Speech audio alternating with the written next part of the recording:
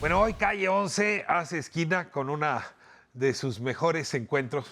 Estoy feliz de tener aquí a Guillermo Osorno. Es amigo mío, es maestro de periodismo y me incluyo entre sus alumnos porque yo llegué tarde a este oficio. Guillermo me ayudó justamente dándome el pase. Y pues es un obsesivo de la revuelta, ¿no? ¿Hay alguna revuelta en la que no hayas estado presente, Guillermo? No sé, déjame pensar, tal vez. Bienvenido a la calle. ¿Qué tal? Me da muchísimo gusto estar por acá. Ha sido un maestro de la narrativa y sobre todo de la narrativa escrita.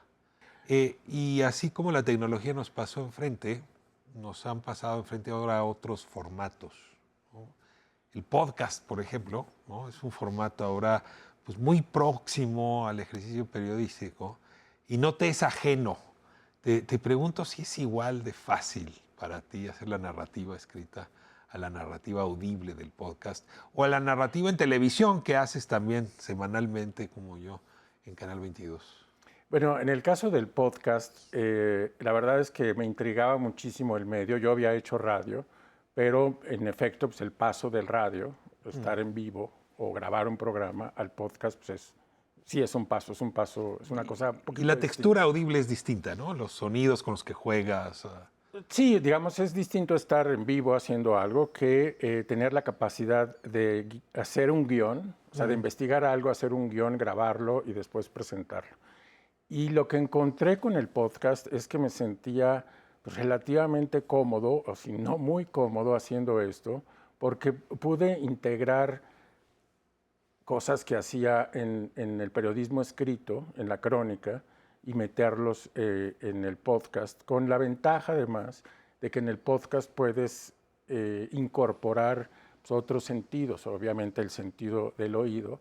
Y entonces ahora mis investigaciones no solamente son con personas, no solamente son con fuentes, libros o referencias, etcétera, o es decir, escritas, sino también son sonoras. Entonces, en el podcast lo que intento es conectar las historias y los sentimientos que expresan esas historias con canciones, por ejemplo. Pronto escucho un podcast y el género que más identifico en mi cabeza es la radionovela. Exacto. Digamos, no con Tres Patines ¿no? Ni No, no, con no, pero Calimán, tiene... pero es como si estuvieras oyendo una radionovela versión siglo XXI. Y se estructura de manera muy similar. Es decir, tienes que tener como una presentación, tienes que tener un arco narrativo y tienes que tener un final y una conclusión. Y por supuesto tienes que tener personas a las que les pasa algo en medio para poder animar a los Y alguien que te haga los efectos, porque ahí sí se Bueno, requiere talento, ¿no? ¿Cómo haces los pasos? ¿Sabes qué he encontrado? Que en YouTube es una enorme videoteca y audioteca para los sonidos. O Entonces, sea, ya no necesitas ya no a alguien que necesitas ni sepa siquiera chiflar o exacto. mascar. Lo puedes sacar de alguna referencia de YouTube y te lo convierte en sonido y es fantástico. Regreso al podcast, pero hay un libro que está en el corazón de tu obra, Tengo que morir todas las noches, que es esta narración en doble vía de tu, Sí, es de una tu narración, vida exacto. y al mismo tiempo de la vida nocturna del mundo gay en los años 80, que es no solamente cuando tú sales del closet, sino cuando la Ciudad de También México sale. sale del closet. Así es. Es una gran narración. Y esto te volvió pues un referente para la comunidad gay. O Así sea, es. algo hizo que tu propia identidad se convirtiera en una identidad admirada y respetada por muchas y otros. Es decir, se volvió una identidad pública en ese sentido. Ayúdame un poco para vincular el podcast que estás haciendo ahora. Contarnos cómo este libro migra ahora a estos ejercicios narrativos que estás haciendo. Pues tienes, creo, totalmente la razón.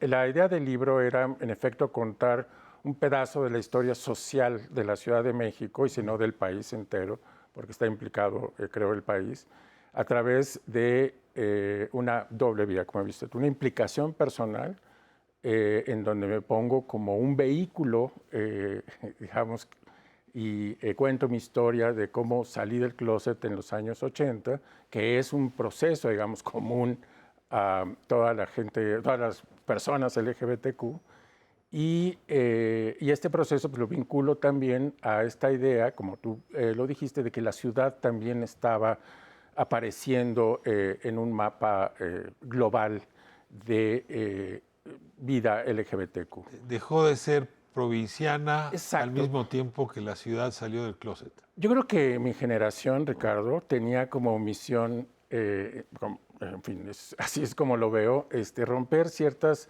barreras de lo nacional y convertirnos en una generación globalizada. Porque, digamos, ahora se mide, por ejemplo, la calidad de una democracia por la ampliación de derechos que incluyen A poblaciones los distintas. derechos LGBT, ¿no? A poblaciones diversas. Es, digamos, una manera de verlo. La otra, porque lo LGBTQ o el movimiento LGBTQ es un movimiento global. No solamente sucede en la esfera de la Ciudad de México, no solamente sucede en la esfera de América Latina, sino sucede simultáneamente y de manera muy similar en distintas partes del mundo. Los años 80 son relativamente parecidos en México, Nueva York y en Berlín. Se vive la misma apertura, se vive la misma crisis del VIH y se vive la misma homofobia que provoca, por ejemplo, como reacción el VIH. Entonces, solo son tres elementos, digamos, que te ayudan a entender cómo ambas, estamos Me hablando de echas a dos andar globalizaciones. con una frase de Tomás Rojo Valencia, este vocero de la tribu yaqui que desapareció el 27 de mayo. Hay unas frases que ha sonado mucho ahora mientras su desaparición. Es una que dijo, decía, como un país trata a su comunidad indígena, trata a todas las comunidades. Se parece mucho a alguna frase previa, ¿no? El grado de civilización de una comunidad se mide por la relación que se tiene con las mujeres. Y tú dirías, en el mismo sentido. En el mismo sentido. A ver, el próximo sábado, ¿no? Tenemos justamente no sé si va a haber marcha, por cierto, pero es esa marcha donde la Ciudad de México se asume felizmente arcoíris. Así es. Tú dirías, eso habla de esta ciudad. Totalmente. Vamos a poner el tema de la marcha, por ejemplo. La marcha es un tema también simultáneo en muchas capitales del mundo. Comienza en Nueva York en 1970, después de los movimientos, de la represión policíaca en un bar pues, mayoritariamente trans en Nueva York, que provoca que la comunidad LGBTQ de Estados Unidos salga a las calles a protestar. Al año siguiente hay una marcha conmemorando eso, 1970. En México, 1970 a lo mejor era demasiado pegado al 68 y el halconazo. La gente tenía... a vándaros. Exacto. La gente tenía miedo de salir.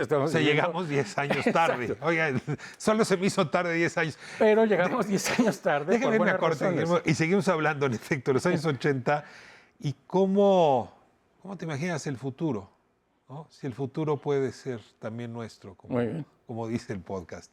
Vamos a corte y regresamos. Hoy en Calle 11 está con nosotros Guillermo Osorno. Guillermo, muchísimas gracias por continuar aquí esta charla. Y bueno, yo me quedé picadísimo hablando de cómo esta sociedad chilanga, déjame plantearlo así, ¿no? Orgullosamente arcoíris, llegó tarde a la diversidad, pero una vez que entró en la diversidad ya no hay forma de salir. Y justamente preguntaba por la marcha del sábado, porque además con este asunto de la pandemia yo ya ni siquiera sé si va a haber marcha o no, será virtual o de qué va. Bueno, justo uno de los episodios del podcast lo hice alrededor de la marcha.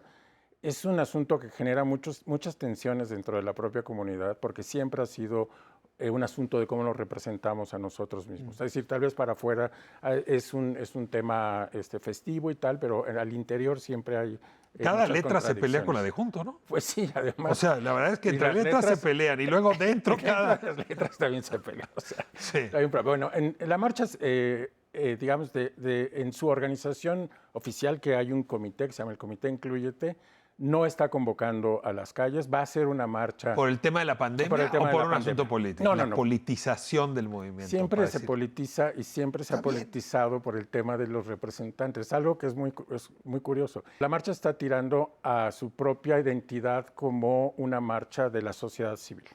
sin intervención. Colectiva, sin intermediarios. Sin intervención, sin voceros. sin voceros. Siempre una parte del movimiento LGBTQ en México ha sido muy escéptico acerca incluso de la representación formal. Pero bueno, siempre, digamos, en el corazón de algunas personas que organizan la marcha no tendría que haber representación política ni gobierno. Pero a ver, sí ha habido cosas que han sucedido gracias a la representación. Totalmente. O sea, no habría matrimonio hoy de personas del mismo sexo, no habría una serie de ventajas en el seguro social, ¿no? Sin ese ejercicio del poder público. Aún así, todavía hay gente que piensa como en 1978. Pero bueno, causa muchas tensiones. Obviamente hay gente que piensa lo contrario.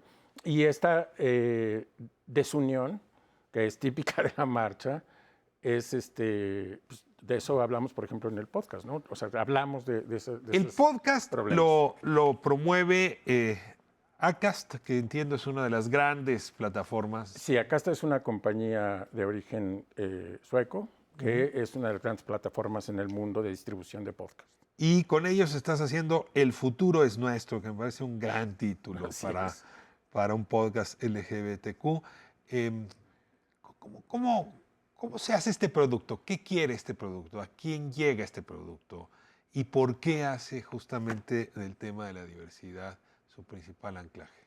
Bueno, lo que quiero hacer con el podcast es algo muy parecido a lo que hice con el libro del que hablábamos, que es tratar de vincular lo que sucede en la burbuja LGBTQ con el resto de la cultura y la sociedad en México. Entonces, básicamente eso. O sea, ¿cómo se encuentra esa comunidad con el entorno, con el macrocosmos? Totalmente. Y entonces... en ese entonces es muy simpático, ¿no? Cómo los antros se encuentran con el poder de Jan González, de las políticas y el ocultamiento, pero al mismo tiempo la tolerancia. Yo no sé hoy en el siglo XXI cómo sería eso. Bueno, ¿Cómo te llevarías con Bejarano?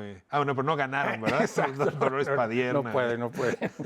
Pero, por ejemplo, esta semana saco un episodio sobre el lenguaje inclusivo o lenguaje igualitario, que esto se conecta con el feminismo y se conecta, digamos, con el uso de 500 millones de hispanohablantes. Aquí tuve a Plaqueta el otro día y usó demasiadas para mi gusto, pero bien, es talentosísimo. Plaqueta se lo perdono todo. Entonces, hablé con Alex Grigelmo, por ejemplo, para hacerlo hablar de lenguaje igualitario en las comunidades LGBTQ. Entonces, Alex Grigelmo, para quien no lo conozca, es uno de los grandes, exponentes de nuestra lengua, porque es el director de la Escuela del País, de la Escuela de Periodismo, y además autor de numerosos libros de gramática y libros de estilo. Sabe torcer el español, pero no romperlo. Exacto. Entonces hablamos, por ejemplo, con Grigelmo. Entonces es una manera de vincular una preocupación no binaria, incluso trans, o LGBTQ, y feminista, con un tema más grande que es la lengua española. Entonces, de esa manera, trato en cada capítulo de vincular cosas que nos atañen con algo más grande y tratar, sobre todo, de hacer que todos nos pongamos en la piel del otro. Y porque creo que, digamos, la ampliación de derechos no se entiende hasta que puedas sentir y vincularte y escuchar la historia de alguien más desde dentro.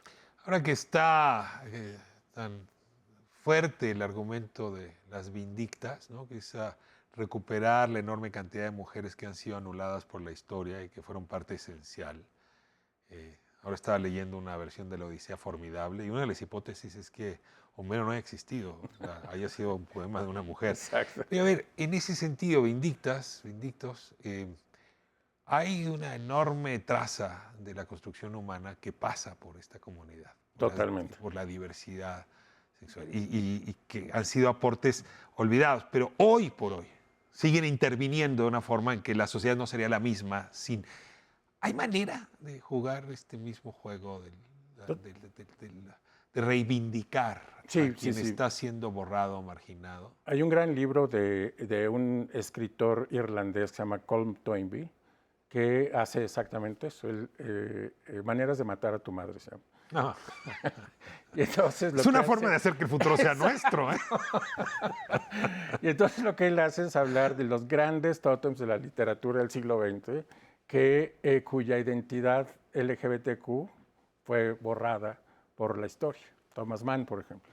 y entonces hace una reivindicación de este lado poco conocido de muchos escritores que la sociedad decidió mejor no hablar de eso, pero los pone, digamos, al frente del Deberíamos lector. solamente hablar de ese libro. Te invito a hablar de nuestras madres un día aquí. Las ponemos en la silla. Hermoso, no se me acabó el tiempo. El podcast, ¿dónde lo busco? ¿Dónde lo escucho? ¿Cada Pues, cuándo? Mira, el podcast sale cada jueves. Lo pueden escuchar en las principales Me meto a plataformas. Spotify, me meto a YouTube, ahí está. Acast, YouTube, Deezer, Apple Podcast, Google Podcast, Amazon. sea, todos los canales. Todos los canales. Pero sobre todo les pido y les recomiendo que se suscriban a nuestro boletín a elfuturosnuestro.com para que yo les mande el episodio cada jueves junto con un boletín en donde hablo de otras cosas y hacemos reflexiones y ponemos más ligas para que la gente pueda seguir profundizando sobre estos temas. Pues ojalá el futuro sea nuestro y no de otros. Así es, mi querido Ricardo. Aunque puedo empatizar con nosotros. Gracias, Guillermo. Nos vamos a nuestro último episodio de esta revista. Corte musical antes de irnos a dormir o a lo que usted quiera, que ya es miércoles y ya abrieron las calles.